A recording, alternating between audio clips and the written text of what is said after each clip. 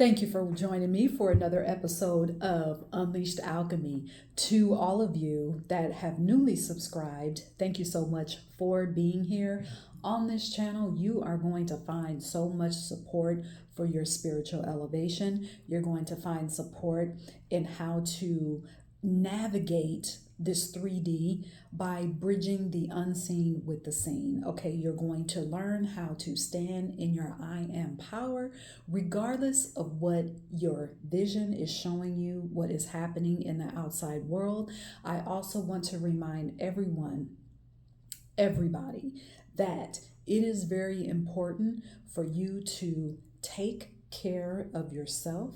It is very important that when you hear and see about tragedy that is happening, that you take time to ask your soul, what do you need at this time? Body, what do you need at this time?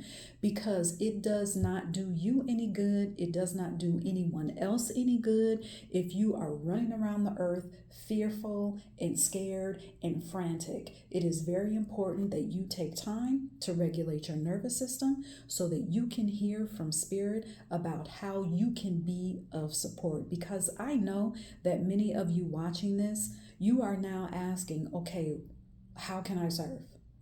What do I need to do? What do I need to pray? What candle do I need to light? What do I need to conjure? So, because it's time for the world to change in a positive way. What do I need to do? I know many of you are asking that. So, in order for you to get the channeled message to come through, your body has to be relaxed. So take care of yourself. Now, for this episode, we're going to talk about self-sabotage. All right? What does self-sabotage have to do with spirituality? Everything. So we're going to approach it two ways. I'm going to talk about the two lenses, or first of all, the first lens that we often view self-sabotage from, and then I'm going to approach it in another way. And we're also going to talk about the three branches that stem from self-sabotage, which are self-doubt, lack of self-worth, and then operating from a scarcity and lack identity. Let's go. So, living a soul-fulfilled life, that's a lot of what we talk about on this show. Living a soul-fulfilled life, living a life that is aligned with your soul, all right? What does that involve? Well, it involves a lot of things. For this episode, though, we're going to focus on that soul-fulfilled life, being involved in opportunities, being in relationship with other people, okay? Being in spaces where you can fully be yourself, your highest self, where you can fully be in your essence, where you can fully exist in and be in your core, which goes down to the soul level, all right?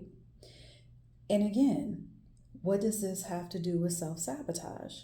Well, so I want to emphasize this. When we're living a soul life, our core is magnetized. Our core, we're living in our essence, all right? Everything that we do is soul aligned. So that starts internal, and then of course we see the fruits on the external, all right? So again, what does this have to do with self-sabotage? Now, when we talk about self-sabotage, it's often discussed through the lens of knowing that a situation or a space is not good.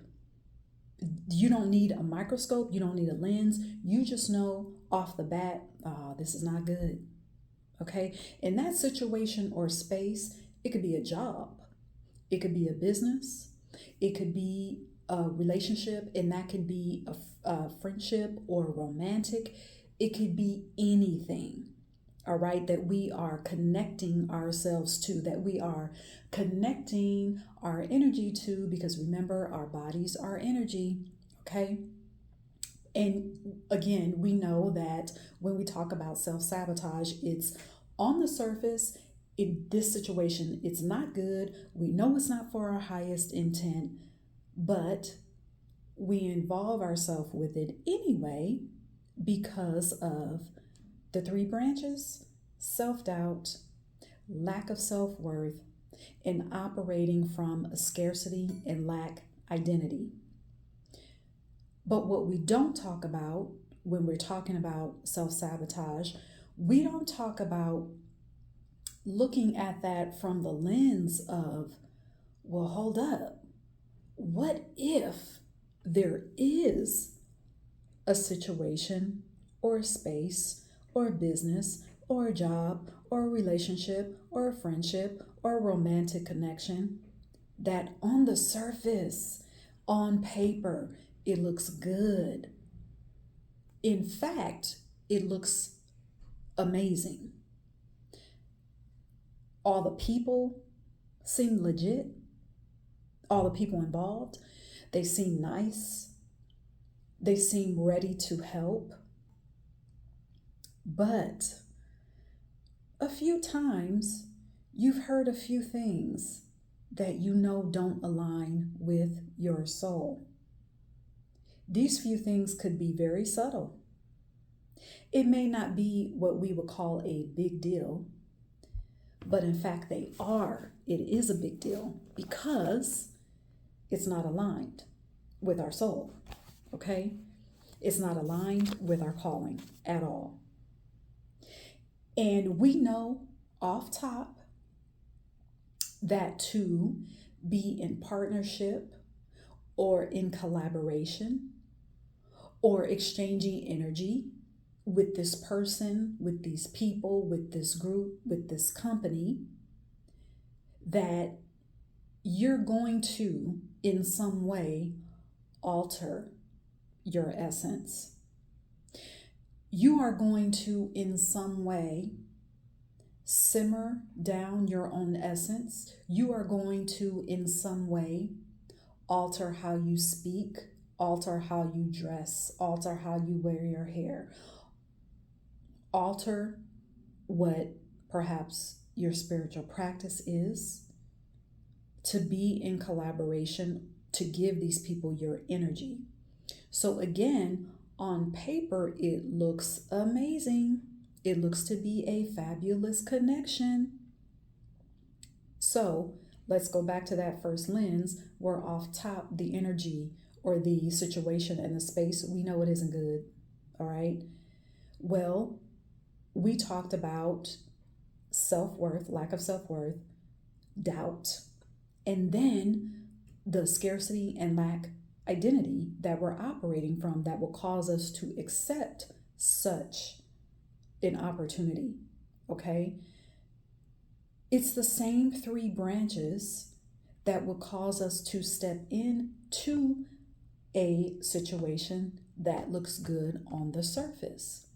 Even this situation, other people will tell us, well, what are you doing? This sounds and looks like a really good opportunity. You should take it. And those people meaning well, but you're like, no, but I heard them say this. This is not, in the long run, it's not going to be good. I shouldn't connect myself with this. So you've got those same three branches. And so as you would contemplate this good opportunity, you're saying, okay, well, I have to take this because what if nothing else comes along for a really long time? Or you may be saying, well, maybe I can change these people's minds and maybe I can pretend that they don't have these ideas. Or you may say, well, I'll just do this, just for a little while until something better comes along. When in the back of your mind, you know you shouldn't attach your energy to this. You shouldn't give this your energy. But all of that, all of those phrases that I just said, all of those quotes that you may have said, that you may have heard other people say, it all stems from, again, those three branches: self-doubt, lack of self-worth, the identity of scarcity and lack. That is what you're sending. That is the message that you are sending to the universe. Why? How? Because you're telling the universe with those three branches that all I see is limitation. You're also saying, well, this soul aligned life, that could take a really long time. You're saying that you're not open to the infinite ways that soul aligned partnerships and opportunities can flow to you. You're also saying that you are still attached to how an opportunity is supposed to look or even can look. All right? So you may be saying to yourself, well, every person that you meet may not have the same ideas as you, or they may not be on the same consciousness level as you, or they may not even be thinking about spirituality. That is true. But then you have to ask yourself, how much energy, though, do I want to give this? And is my giving this energy, how much is that taken away from my calling? How much is that taken away from my essence? Because you do have a choice. You do have free will. You do have free will. So you have to ask yourself that question. And then you also have to understand that there is such a thing. And I go back to, there are infinite ways that the universe can send you these opportunities and you not being attached to what they're supposed to look like. And knowing that to be in these spaces and to be in situations, it can be easy and it can feel like flow. So you have to ask yourself, does this feel like flow if I'm having to perhaps simmer down my essence? Does it feel like flow for me to constantly think about what I say or my spiritual practice because you don't want to scare someone, or because you don't want to seem off-putting to someone, or because you're worried about making someone else feel uncomfortable? Is that flow? To me, it isn't. So I want you to think about that. Think about those two lenses of self-sabotage. It is time, all right, for us to kick that ego out of the driver's seat, all right?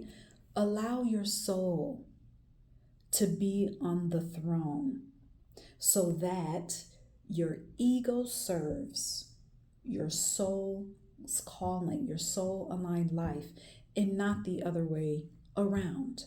Okay? So I want to drop you with that message. Let me know in the comments what your takeaways are. Don't forget that Unleashed Alchemy Mystery School is open, where you will have access monthly to all different sorts of resources and courses that give you support in bridging spirituality into this natural life, all right? And how you can use your power to positively affect not just your world, not just the people that you love and care about, but those beyond, all right? So check it out. The link to sign up is in the description box.